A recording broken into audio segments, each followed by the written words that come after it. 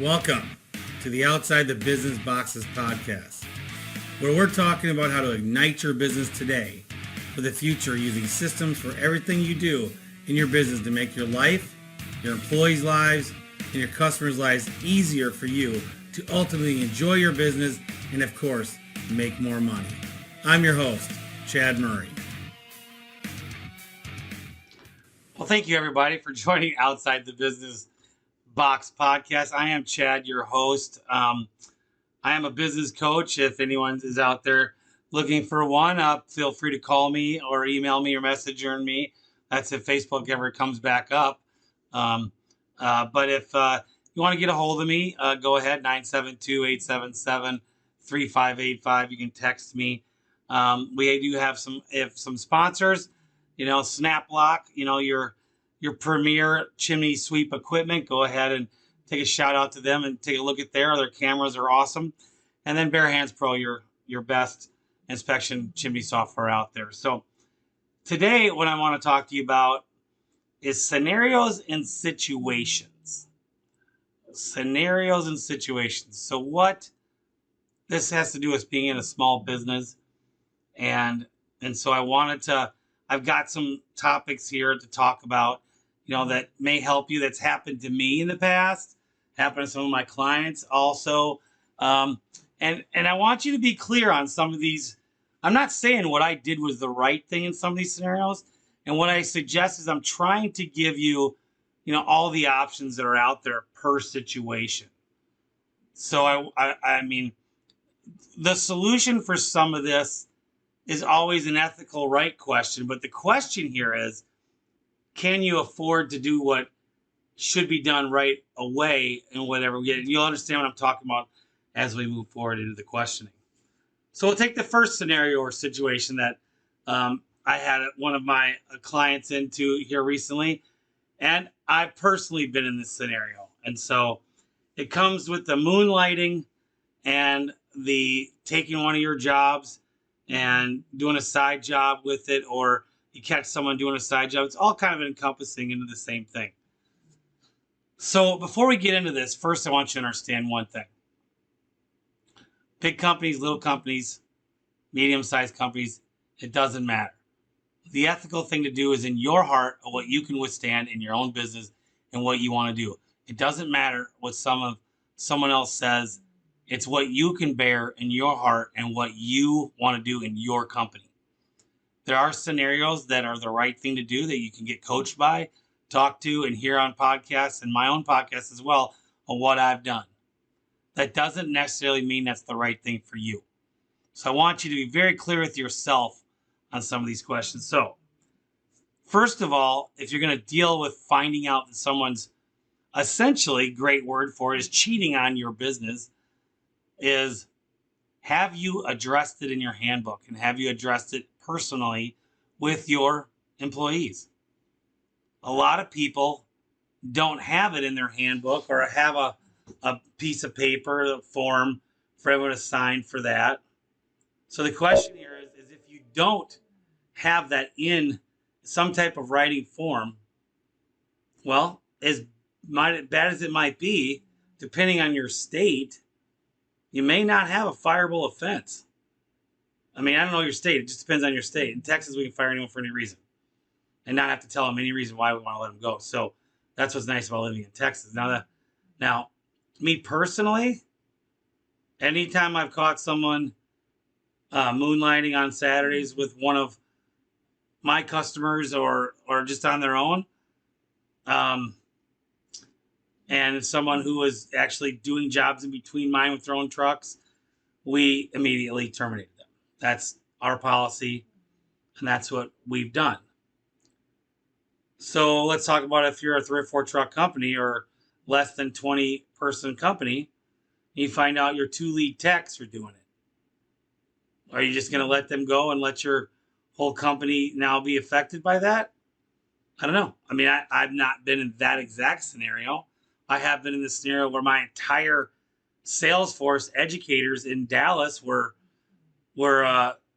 doing jobs in between my job, starting their own business with my social media girls. So there was 5 of them all doing it, and I caught them. Now I've told this story in other podcasts. If you haven't listened to that podcast, I'll just tell you. So I don't remember what the tip was because this was 7 or 8 years ago now. I got tipped off somehow that they were all in cahoots and doing jobs in between us. I actually think how we found out, if I remember right, was we had noticed the truck, like all two of their trucks, were veering off their route from our GPS scenario that's plugged in. Then we also found another one that was unplugging. You can only unplug so many times and sit there and tell us something's not wrong. So we then ended up getting him a new one, and it kept doing the same thing. We got it serviced, and the guy's unplugging it, which we kind of already knew. So, long story short is I actually, instead of terminating them, I actually tricked them all into resigning. So I didn't have to pay any kind of workman's comp if their new business flopped, which it did. I ended up getting their terminations, kicking them off my lot. They went into business and lasted like 6 weeks. And then 2 of them broke off into their own company. And now only one of those companies is still in existence today.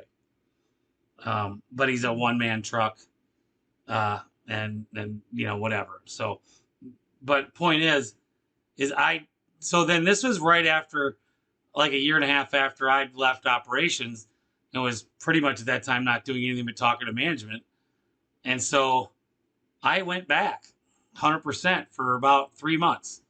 And I was the only educator in Dallas, only suite, that had a schedule that was full for 4 guys. So we worked out the schedule. John asked me at the time, my general manager, do you want me to start hiring? I said, no. I need to go a week in the field before we hire anybody.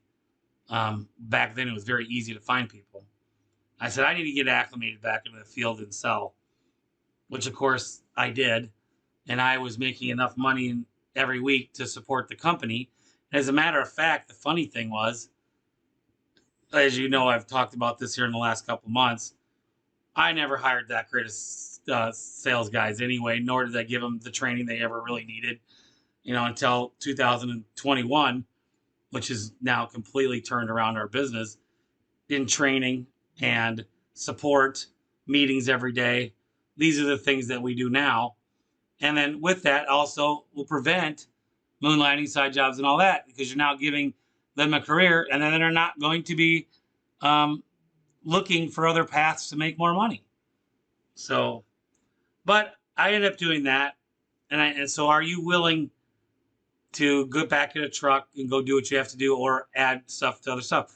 So you have to look at this. Like when you're a company my size, anybody right now I catch moonlighting, side jobs, or anything like that, I can afford to fire them. If you cannot, what's your plan? Are you going to watch them more? Are you going to address it with them? Have you ever addressed it because it's not in your handbook? If it is in your handbook, what are you going to do? I mean, there's a lot of scenarios that you could do.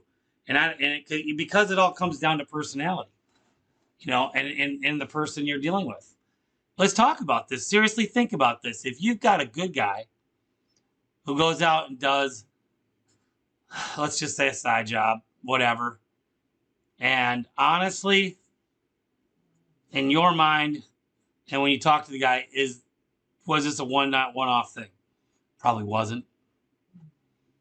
But can your business sustain telling this guy goodbye? I mean, a lot of small companies could not sustain that. Now, I have coached guys to just let people go like this. And quite frankly, that's still my solutions. But if you are on the fence and you really think in your heart this was a one-off and you can keep the guy, go ahead and keep him. He's going to do it to you again. But can you get to the end of here's where I'm getting at. Can you get to the end of the season, milk this guy for what he's worth as you're still hiring, and get rid of him? And can you live with yourself while you do that? And I can't answer these questions, but I will tell you, just because me and some of the other bigger companies, or even some smaller companies, might tell you to get rid of them, and I do tell you it is the right thing to do, but can you do it? It's okay if you don't let the guy go. It totally is. really, I just want to make sure you're going to do it you can live with, and it doesn't matter what anyone else says. So I mean, it is a rough scenario when you know someone's cheated on you, stole money from you, possibly, and all that. I mean, but I'm talking about, there are scenarios that you may just look into that you might want to give the guy a second chance.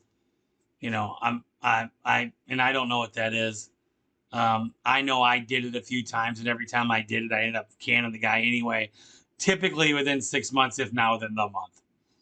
And so, but really, when it comes to the moonlighting side jobs, they're a little bit of a funky scenario. Or moonlighting is a little bit of a funky scenario. Side jobs, let's define what a side job is. A side job, they take it from your customer and sell them on something. Now, that is another scenario that's happened recently with one of my clients. And quite frankly, it's the same thing with moonlighting. I mean, you got to treat it, what is it going to do to your company right now? What is it going to do to affect you right now? And then the main thing is truly, the answer is this is the hire and train, hire and train. To where you get your company to where no matter who it is in your company, you can let them go at will. And it does not affect your flow at all. It doesn't affect your income, doesn't affect your employees' income. You got it covered. That is the biggest lesson you can learn from the last 10 minutes I've talked is, do you have it covered when this stuff goes down? And if you don't, this is your time to really listen to what I'm saying and get your company to where everybody's expendable. You don't treat them like that because you want to treat them with career paths and everything else. But you have to be able to be solid and make that happen. So we'll move on. Okay, an easy one. Employee issues, again. Let's say you have an employee that's leaving jobs early and not getting it done. So obviously you need a SOP so the job's not abandoned until done. And if they do abandon the job, that they just call it off early. They got to call the call center or the supervisor at some point before they leave. And if they do leave and they don't tell anybody, quite frankly, they're getting written up. So you're right, if the crew leader or everybody or whoever is necessary. Now, this doesn't seem like, well, what do you mean? This seems like a obviously thing. The crazy thing about this is I hear this a lot from my clients and outside of my clients, that they have employees that are doing shenanigans like this.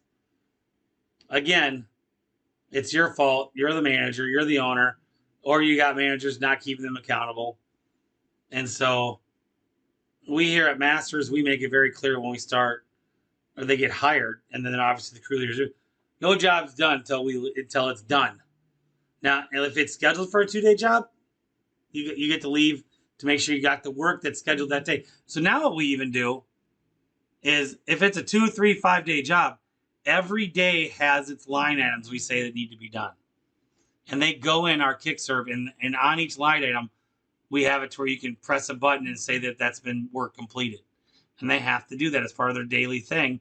What if they work completed, and then it comes down to getting the payment, they got to get the payment. That's just our SOPs. That's our culture. And they're taught from this from day one. But it is funny how a lot of companies can't back it up with paperwork, let the guys leave all the time, and yet a 1-day job screws in, or it ends up being a 3-day job, 4-day job, until the boss finds out about it, and it's like, holy crap. And so it's just a money suck, when your guys aren't getting stuff done. And so it really comes down to the management and the accountability that you're going to do and your own oversight in your business. I find it very funny. Like, I'll talk to someone who's an owner of a company and they are a truck, and they go, I don't have time to do that. That's the biggest thing that all us coaches and consultants are telling you. You don't have time to do it because you are a truck. You have got to grow your company to where you're not a truck. I mean, and I'm not talking because you get sick and ill. I'm just saying so you can just manage it. You can't manage it laying a mortar crown. Not properly. And so I am kind of coming on your heart a little bit about this. I mean, because if you do get sick, who's going to run your company? if you're the main truck, or the third truck, either way, you need to be administrative in the vision. And you can still go out and set yourself up. If you love sales like me, go out and do a few sales every once in a week. Why not? But I'm talking about having a full schedule. Like take the new guy out that one of your guys is training, and take him out on a couple sales and show him how you do it. If you go pop in on a crew and help them do something for half a day, just stuff like that. But this is all after you pulled yourself out of a crew. And by the way, I did it at 3 trucks. So anyone that says they can't do it, I did it when we had 3 trucks. I pulled myself out. I made and this is back when I didn't have. I mean, we probably have 800 to a million, and so getting to that point, I did it. And by the way, when I did it, even with the crappy way I used to sell stuff and blah blah blah with the pricing and no cameras, piece of paper instead of wait, then we're talking about 2003 or 4, we still made enough money to keep me in our tiny little gas log shop we had in Carrollton, Texas. And I'd go out a little bit every once in a while. The guys did their own work, and we made enough money to live. And we just grew the company up from there. So anyway, let's talk about the next thing. One I hear about often. Paperwork not being completed. No PICs, payments, not emailing. People are just lazy out in the field. They're not doing it. Well, the process is you have to have somebody, and it does not have to be the owner, although it does help to have somebody who's got knowledge of the QC, quality control, looking at every job to see if it was administratively done correctly and installed correctly. So how do you do that? Well, they literally go through every job yesterday, make sure administratively is done, make sure the pictures are there, the payment's made, the email was sent, everything's got to be done. Now, that sounds like a huge chore. Well, you're a small company. How many jobs did you really do yesterday? You're looking at 3, 4? Yeah, let's say even you have 5 trucks out there doing work. Most of our jobs are half-day jobs to a full-day job. So how many jobs are you really looking at? You're not even looking at 10 jobs. I mean, and then what does that parlay into? So you look at the jobs. Now you have content for meetings because you're going to find what they did wrong or what they did maybe right and what they did maybe a little bit wrong. And you write all this down and then you have a meeting. Now here's the crazy thing. Have a meeting every day. It changes your business on learning, and everybody gets to learn together. Everybody's there. It just changes your business. Even if you have 4 people in your business, have a meeting every day, Monday through Thursday, or even Monday through Friday in the morning, doesn't matter. Have that meeting. It's so important. So whoever looks at your stuff gives you the content, if it's not you, of what was right or wrong for these jobs, mainly what's wrong. Let's say it like it is. This guy didn't put pictures on. This guy didn't take a payment. This guy didn't do the flash seal 1 inch above the cut in. This guy got a crooked cap that we got to go back and straighten out. Whatever it is, everybody. So then you can do the content, not calling anybody out, but you can also call everybody out. This is what we did. This is what Josh did. This is what Steven did. Blah, blah, blah. And so, they don't want to get their names called out. So next time, they know to look to check if the cap's straight. They know to get that 1 inch of the flash seal over the cut in. Stuff like that. And so it's just important to look at your jobs from yesterday every day. It is a game changer. It is an absolute training, just spectacular thing to do for your company. And you start having meetings every day for a month, you're going to witness your people be better, like twofold. I know because we've done it. And so, You can also build an accountability board. So if you have the meetings that go up on the board, you don't have to call them out. Their name's up on the board. Didn't get pictures on a job. You can even write the job number or the job name of the customer, whatever. But and then when they go get the pictures, or maybe they just forgot to download them and it's still on their tablet, they do it, you can erase their name. At Masters, we give them 48 hours to get their name off the board. If they don't, they get in trouble. I don't know what they get in trouble with, but they do something. All right. And give them a time frame. Like I just said, I gave them 48 hours. I don't pay them to go back. My guys are on hourly. They're going back on their salary. On their hourly. But it is before or after work, not or in the middle of the day. Generally, I think they schedule it there to go do it. My guys are not on commission. Only my educators are. Okay. So let's talk about rain and being busy but not making money. Anyone can use this tip. Stop scheduling Friday work. I think I've said this before, but stop scheduling Friday work. By Wednesday, you should know the forecast between Wednesday, Thursday, and Friday. Start putting on remakes, people that got rescheduled, people you need to reschedule, and you can put them on Fridays. And if you don't work Saturdays, you can also put them on Saturdays. So Master Services, we leave Fridays. We used to. Now we're so busy, we actually have to rework this system. But we don't work Saturdays, so Saturdays always our fallback. But we used to not schedule on Fridays, and we schedule for profit all the way up to Thursday at noon. So we would break even on Thursday at noon, and then we have half of Thursday and Friday, and part of Saturday, because one or two crews do go out on Saturdays, to make profit. It's a good system to do, to have your call center scheduling the jobs that way. That way, rainouts. So if Tuesday rains all day and you get rained out, you put it on Friday and Saturday. What's big about this is you have to know. Now, hear me out. You have to know your sales, right? A lot of you guys listening to me don't know your sales. And it's one of the biggest things that blows me away on anybody. It's something I've done from day one. Is I know my sales. Last week, this week, next week, and the week after. And I know what my break-even point is on profit. So I know at Master Services, now that we've hired more people, our nut, that's what we call it, our nut that we need to make every week to make money right now is around 76,000. And we're running, next week we have up 94,000. I don't know the change, but there is some change in there. Almost 95,000 right now is this week. Next week, we already have up 82,000, and the week after that, we have 23,000 up. So we're not quite booked out. We're booked out essentially a week. We're working on almost 90% booked, and 2 next week, and we got some room on the week after that. So I know this. Now I have my app that I can see my inside bookkeeper, CFO. He tracks this every day, and I see these numbers.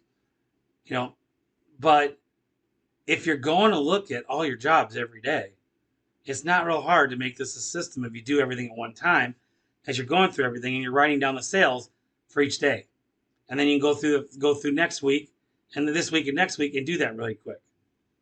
So really, depending on the size of your company, if you're less than, I'd say, 5 trucks, an hour a day in the office is all you need to do. And that would be able to look at all the jobs from yesterday and count up your money. Probably even less than an hour, probably 45 minutes after you start doing it. It's seriously one of the best ways you know how to start running your business. Most of my clients that start doing this start eye-opening to wow, this is really how I track my real numbers. Now, I ain't talking about inventory and all that kind of stuff. And finding 1% here, 1% there to get better profit. I'm sorry, this is 101 business. Know your numbers. And you want to go to the next level, start knowing what your customer acquisition is and what all that kind of stuff. That's great.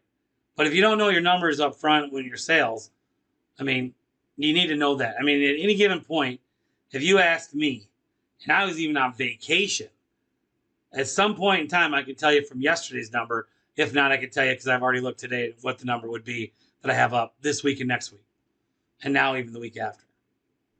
And so, it's just really one of the big things. So, one thing about training that I talk about is when we talked about those meetings every day, it's also a good time to schedule training talk. And so when your training talk is where you literally start to give them a nugget and talk about it, I'll talk about it in a meeting. So let's just say something like, if you guys, yeah, is the hearth extension, or do they know the numbers for hearth extension? Start talking about that all the time. So it's just second nature to know it. Do they know how to figure out, flue sizing? Talk about it. Like every Thursday, talk about it. Flue extension, like you have a number day. What are the numbers we need to know? We need to build chimneys or inspect chimneys. What are some of the numbers that we need to know out in the field without looking at a report that we can do? Little things like that. What's your mix ratio to whatever? Just a million things you can talk about. Talk about them. Talk about them in the deal. Now, I had a great idea I talked about on Chat with Chet. It's not my idea. Everybody's heard about surveying your customers. And I'm sorry, surveying your employees to find out some things about your company and stuff like that. Well, one of the things that came to my attention is Octavio Della Vega. I'm sorry. I'm trying to think of how he said this. Octavia, who owns a chimney company, who's a great mason. They're a good company. He was telling me last week about doing quizzes with your people. Now, what was great about this idea, it wasn't this like hardcore, surefire, get certified type quiz.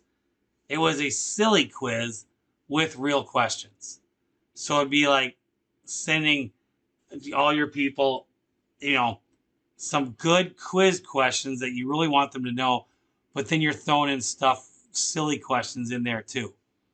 And I'm going to come up with my own quiz for my own company this week, and he's going to send me his copy. But think about having a little fun with their people. Kind of sounds like a John Caesar thing, if you ask me.